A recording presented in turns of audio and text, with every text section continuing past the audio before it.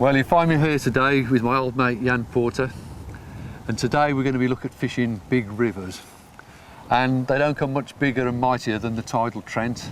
And we're at Collingham, just below the big famous Cromwell Weir, and there's been a lot of rain the last couple of days. It's normally a powerful river, but believe me, it's absolutely heaving through at the moment, and this is going to be quite a challenge to see what we can catch from here. And I would like to catch some barbel. There are bream and chub here as well. Yeah. And we've put our heads together, we've discussed tactics, and you know, we're raring to go. So perhaps you want to describe the tactics we're going to use, Jan? Well, what people might not know is that actually Mick's fished the Trent more than I have in the last 20 years. I moved away from Nottingham about a decade ago, and I've not really been back. So this is actually you know, a really refreshing change for me to come. It's the first time I fished the river this year as well. So tactics employed today, we've got two options, and it's either going to be block end or open end feeder. Could go for the straight lead, but I think with the conditions as they are, we're going to be looking to put a bit of food in, because when you get colour on a river that's fining off, you know, there's only one word that springs to mind, and that's barbel. And so between the two of us, we're going to hopefully come up with the right combination for this particular area on the day. But whatever happens, I'm sure we're going to have a bit of fun, and certainly the conditions are conspiring for us for a change. Not normally the case, is it? No, well, certainly the water temperature's right, the level's right, the colour's right. This is barbel time, believe me. And it's just a matter of getting you rigged down there in amongst them and feeding it so that you inspire them to feed and take the bait. And it sounds pretty straightforward in theory, but getting your feed down there with your hook baits in this very turbulent, fast water is quite tricky. And there's a lot of calculated guesswork going on, but that's what makes it interesting, really. And you know, and it's all leading up to that rod ramming round when you get the bite. Yeah. Well, it's certainly going to be a challenge. There's lots of rocks there. You can see with the current, it's all vortexing up, so that's something to avoid. And what Mick and myself will be trying to do is, on a very basic level, just show you what we do. I mean, it's a fairly simple tactic, but there's a few do's and don'ts, and we'll go through the whole of the rigs, the baits, the terminal tackle, everything to do with the hardware, knocking the ground bait up, and whatever we're going to be using. So by the end of it, hopefully, if you don't know how to barbel fish and you've not really had a go at it, you'll be able to come somewhere like this and have a go with a little bit more confidence. Yeah, well, enough talking about it. Come on, let's get on with it. Well, before that, we've got to toss up for swims. Have we? Yeah, so what... Oh, I see. I'm not having the best swim. Well, it's not a match, okay. Right. What it is, it's just a bit of fun, but... All right, there's the upstream and the downstream. And the downstream's the flyer. I know. Okay, I know. so we're going to have tails for downstream. Can I just check that coin first? Yeah. It's go on then. Go on. Double-tailed coin. Tails for downstream, yeah, and heads for upstream. Yeah. So I'll let you call. Right, heads. Heads. Oh. And it's tails, I'm afraid. So I'm going down there, and okay, Mick's going... Well, we'll go our separate ways and see how we get on. Good luck. Good luck, fella. See you in a bit. Cheers.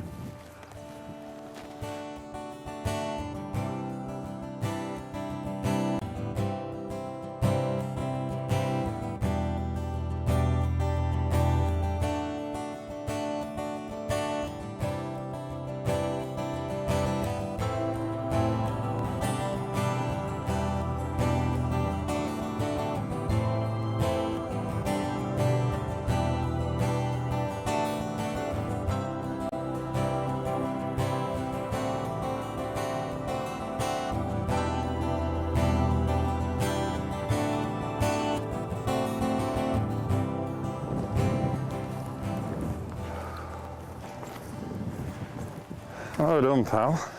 How about that? I'm very jealous. Lovely fish. Yeah, that's typical. Well, that's a short, stocky Trent barbel, isn't it? Typical Trent barbel, and that one took the 12mm pre-drilled Robin Red, and yeah, it's nailed that, isn't it? Oh, I mean, usually with barbel, but once the hook's in. Yeah.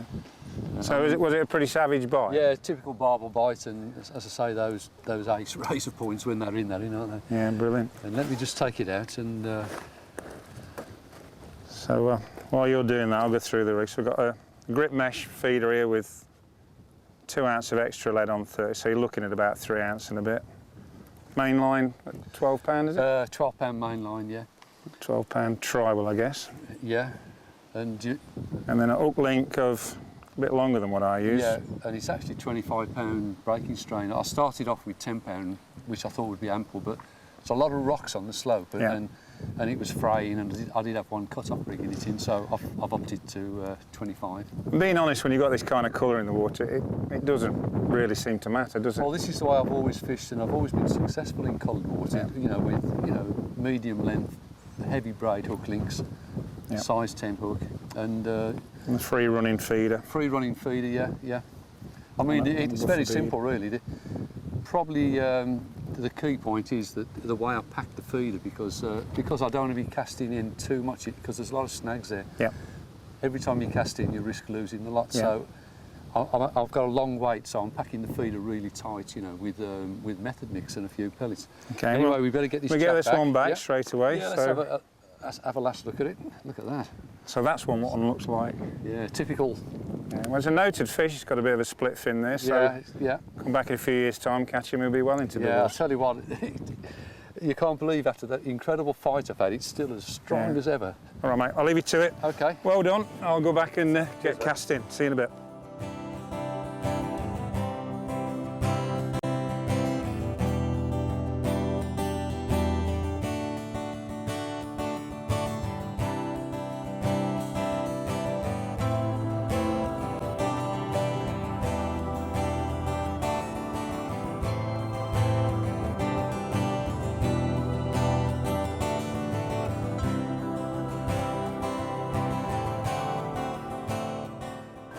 Mick, give us a hand.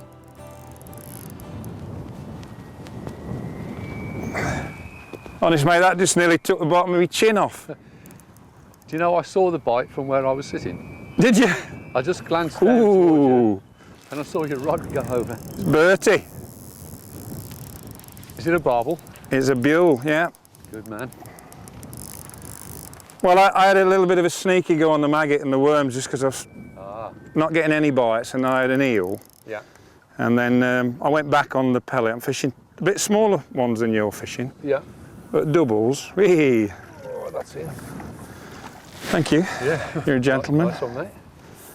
Oh, yeah. Oh, Ken, one of the locals, just been down. He was chatting to me about all our yesterdays, and he just ooped over, and well, it was a proper bite anyway. So, Yeah, lovely. can you start it there, mate? Because my unlucky mat's a little bit up the bank, so I'll be back in a second. Well, thanks for netting it, Mick. I do appreciate your help. And I was getting a bit worried there. I know the river was fining down. The river's fine down, and as we've been here not too long, but it's dropped about, must be 2 foot now, easily. Easily, yeah, and it's become very fishable now, and I can sort of predict where my bait's going now. And Okay. So this is my rig anyway, if you want to have a look at it. Unlike yours, which is a running rig, mine's it's fixed on a loop. Yeah. Does that go back from your old mat fishing? Yeah, it does. Yeah. And then I've actually got a couple of the smaller krills there. And that's a barbless, believe it or not. Yeah, I noticed that. And I've just got it on elastic bands. Yeah. And a little tiny ace. I don't know what that's called, really. It's like a little buffer thing you put on the hook to make D-links and things. Oh, I see. Yeah, yeah. And so that's the damage. Yeah, you're on a size 10. It is quite a big hook, yeah. I would say it's a 10, yeah. Yeah. One of the razor point. Yeah. Well, you've got a fabulous fish here. Look at Yeah. that. Hold on to that. Well, we'll share it. I think you landed it, so. Yeah, that's a beautiful fish, isn't it? Yeah. What do you reckon? That's about 5 or 6 pounds? Probably a bit more than that, yeah. It's over 6, and you know, like other fish, that's sort of floppy, but barbel, it's like holding a piece of bloody muscle, isn't it? You know, it's an incredibly strong fish. Well, we've got a few bites sort of coming along now, which it's a patient job really. You just got to sit tight and put the hours in sometimes with the barbel. It's summer, so we want to get this back in the water fairly quickly. But as you can see, it's a beautiful fish, and hopefully we'll get a few more. Yeah, let's hope so. I think we found the method and the bait. Yeah, definitely. Yeah. Excellent. Lovely fishing, isn't it? Excellent. Thank you. Well, yeah, and that was a hell of a fight, wasn't it? Yeah, well, it's extra. I mean, it's tidal. I mean, it's the tide's running out. We've got extra water in, and that rod, you know, it's a through action rod. It was hooped over, and it really did stick in the current there. But of course, this time of year, as I said earlier, you know, you've got to look after the fish. They use so much energy up they actually produce lactic acid, which freezes all the muscles if you're not careful. So it's really imperative that if you do catch a barbel of any size, really, any time of year, make sure you give it a chance to recuperate and don't let it just go straight back in the water, because chances are, if it's in a state of, you know, tensed up muscles, then it could actually die. So what we're suggesting here, most good barbel anglers will advocate, is you just give it some time, keep it in that position there. You can see the gills are moving, the gill covers are moving quite nicely, and any moment now we could let it go, but I'm not happy to let it go until we're certain that it's going to swim away of its own accord. So we'll just give it a little nudge and just see, there you go. And that's and I think it's important to let it go in a little bit of slack water, because if you release it into that raging current and it washes away, you don't know what's going to happen to it. Okay. At least it's got a chance to recover on the edge of the current here and then go back about its business. And that's got a few marks on it, that fish. It's been caught a few times, the dorsal fin slightly deformed. So somebody else has had the pleasure out of it, and that's what we want to do. We want to return it and make sure somebody catches it another day a little bit bigger and gives it the same amount of enjoyment that we've had. Exactly. Well, what I'm going to do now is I'm going to quickly show you what bait I'm using. We've already discussed a bit about the rigs, and Mick will continue with that discussion in more detail. So first of all, I'm going to choose either the block end, which I'd normally use in clearer water. This is a traditional black cap with what I call a dead cow, or dead cow if you're from Nottingham. 2.5 ounces on top of a feeder that's already got an ounce and a half rating, and about 4 ounces. That's ideal for this river today in the condition it's in.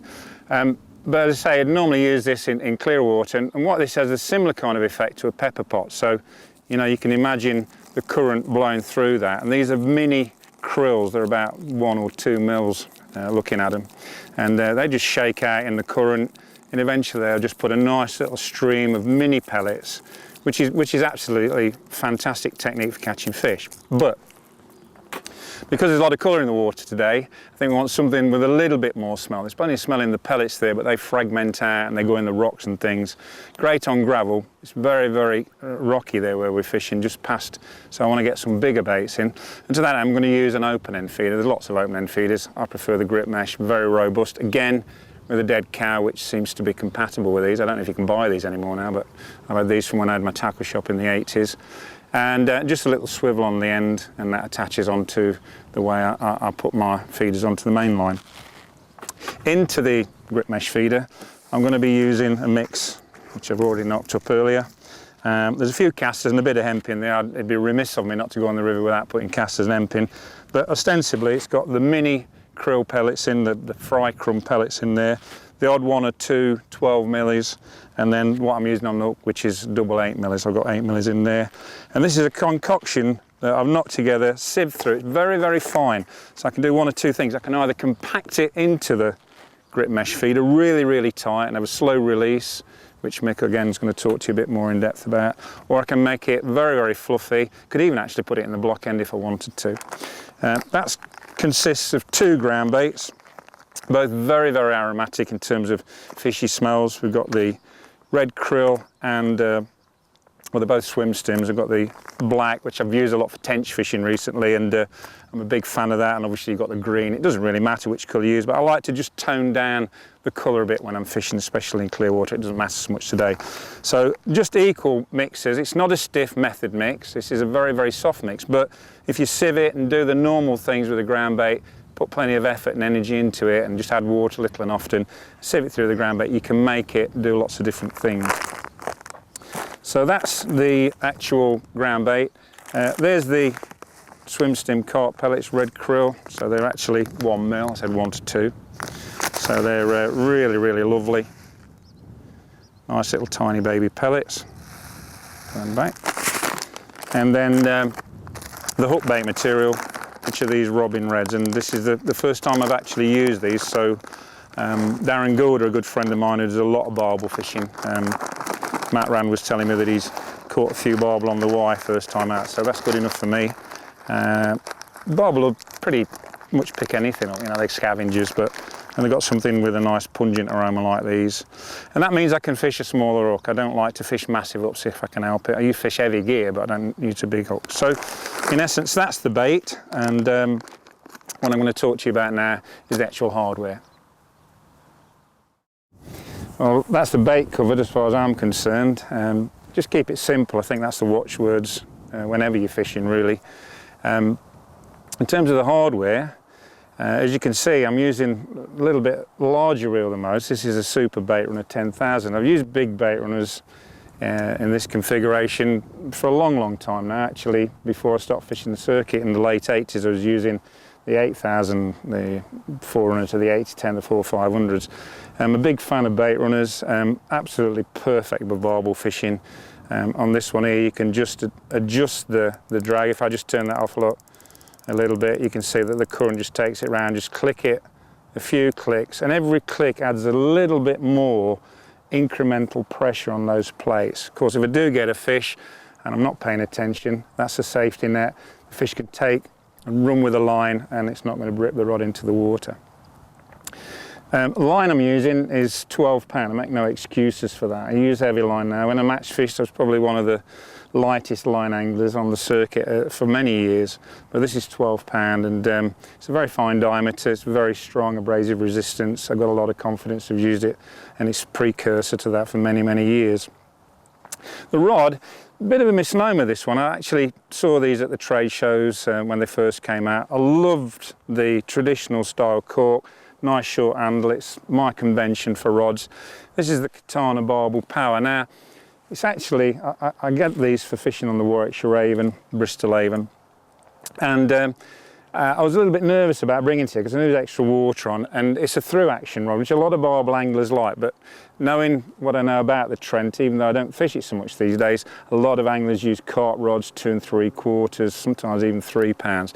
I would suggest if you come in here, you've got to be looking for a rod at least 2 1/4.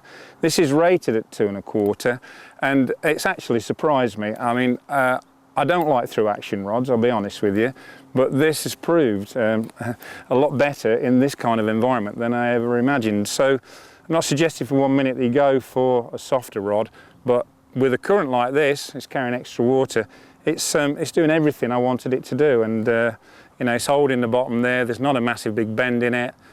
Comes with 2 tops, 1 3/4. This is the 2 1/4 variant. And cosmetically, it's a beautiful rod, and playing fish, it's absolutely sublime. So that's the setup in terms of the rod, reel, and the main line. And as you can see, I've got a traditional setup here. Rod rests high up in the air. That's absolutely imperative, and has been ever since I started feeder fishing in the late 70s.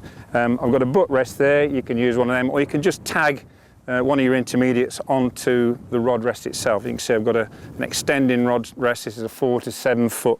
Doesn't matter what type you use, as long as it's robust. And then on the top there, I've got an old rod rest set that was made to me by the late, great Brian Murray from Wakefield area, and that can adjust the angle, so I've got it tipped back a little bit there now. It doesn't catch any line on it. It's absolutely perfect for fish taking the line, and there's no obstructions on it. So that's my setup. I'm going to let Mick do the rest of the talking for a little while now, and I'm going to cast out again and hopefully latch onto a barbel, which is what we come here for.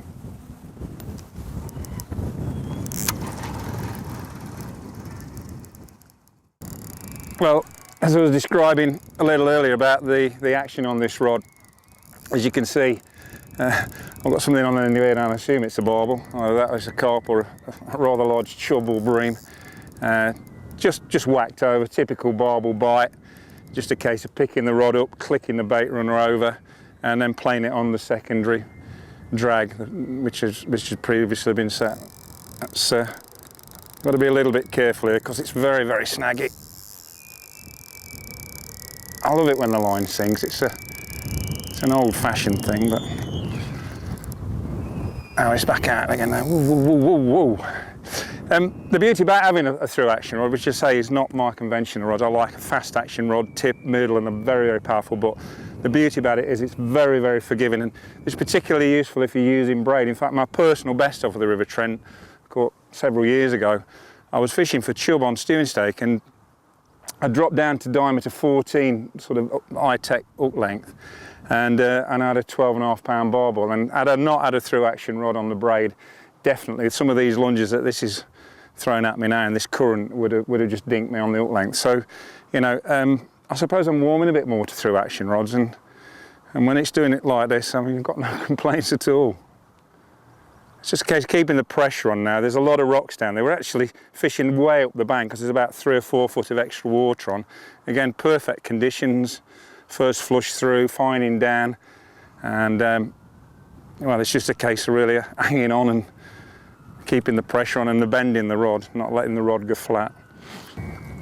It's not a big fish, but I mean, all barbel fight like stink anyway. In fact, the smaller ones, you get the 3 to sort of 5 pound mark, they probably arguably go even better than the big ones.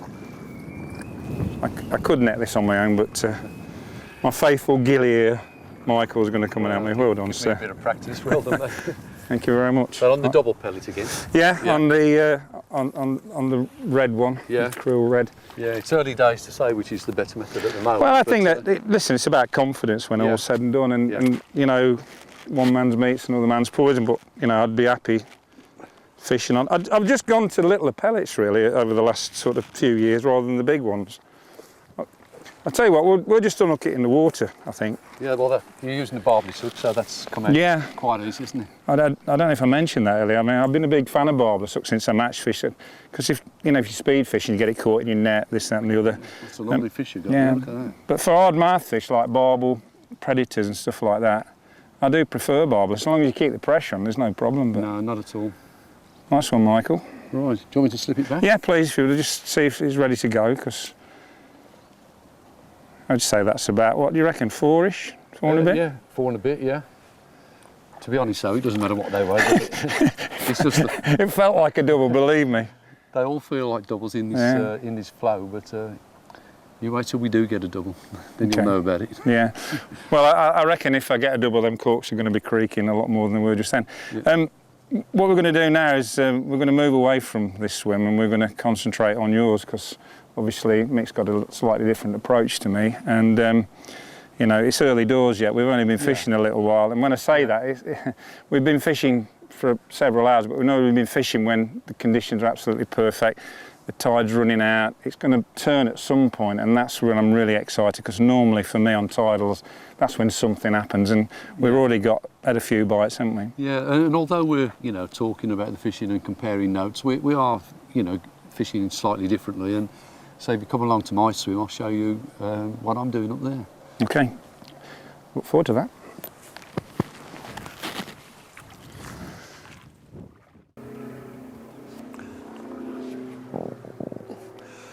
Well, I'll take a break from the fishing just for a few minutes as it's gone quiet, just to show you how I'm rigged up.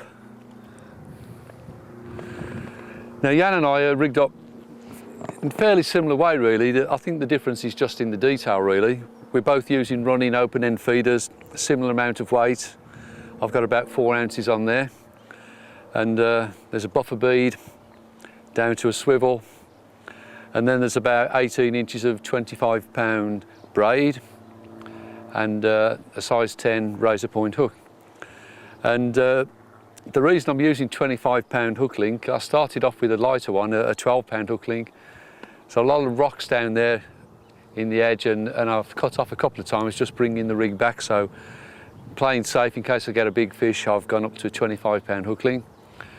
I know Jan likes to put his pellet on in a different way to me, and I know he's using 2 smaller pellets, 2 8mm. I'm just using 1 12mm, Robin Red again, and it's just on a conventional hair with a boilie stop. So there's nothing really too elaborate about that. But there is a difference in the way I'm packing my feeder. Now, I think it's important when you're fishing a big river like this for barbel to get your feeder and all your bait concentrated as much as you can in one spot. If you spread your bait all over the river, then the barbel are going to be spread out and it's going to be harder to catch them. So I'm using a heavy feeder that will quickly settle in the same spot every time, but it does probably take 10 to 20 seconds to settle. And I don't want my bait to come out during that period. So what I do, it's something that's always worked for me. Instead of using just a normal ground bait, I use a really stiff method mix, and that's not going to come out very easy. Just a couple of 8mm pellets. Even though I'm using 12 on the hook, I like to just get their interest with the smaller pellets. and then finish off with another pile of method mix, and I pack that in really rock hard, really tight. And when that feeder is rolling around the swim trying to find somewhere to settle, I can guarantee that because of it's compacted so hard, that won't come out. In fact, I don't think it starts coming out for 3 or 4 minutes after the feeder has settled. And sometimes I've had a bite within 3 or 4 minutes, and I've come back and I've still got all the feed in there. And then once that's settled, and it should settle in the same place every time, very, very slowly the method mix will melt, and then eventually it'll work its way through and the pellets will come out.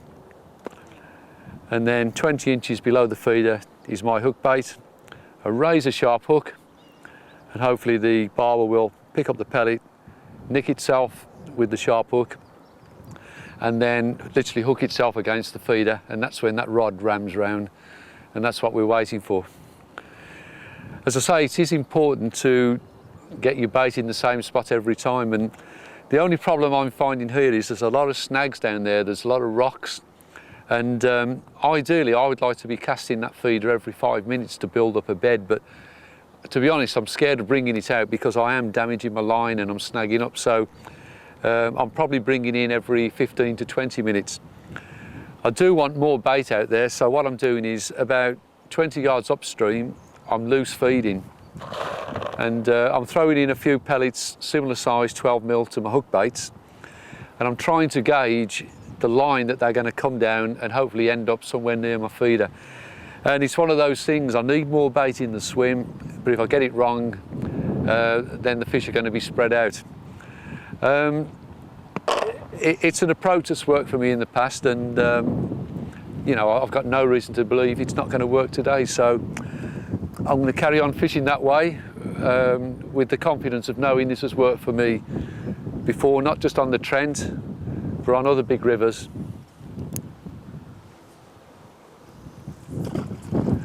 Just feel the feeder down to the bottom. I felt it hit bottom.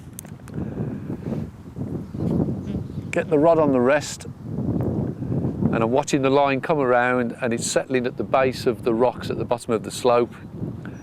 I'm quite happy that it's in the right place, and now I'm just going to lock the rod in position on the back rest. It's a lock-in rest in case the rod gets pulled in. I'm going to put the bait runner on, like so. Just check that there's a bit of give there. Now when that rod rams round, and I'm hoping it will do, it's not going to pull the rod in and it's not going to break the line, so I can actually sit back now in the sunshine, relax and wait for a bite.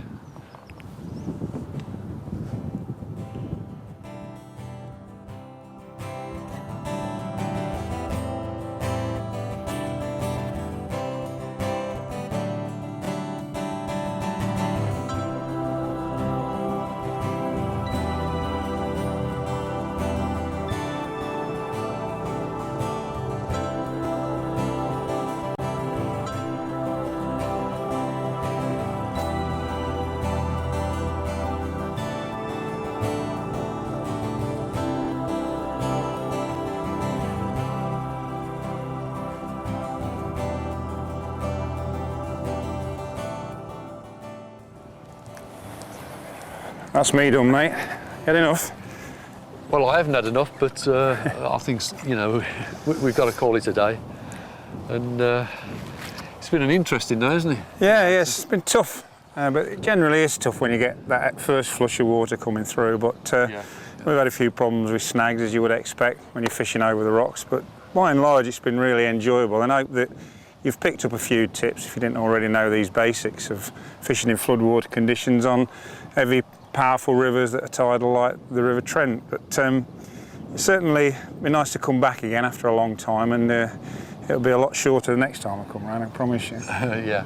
Well, I mean, I thoroughly enjoyed it. I found it quite challenging, actually.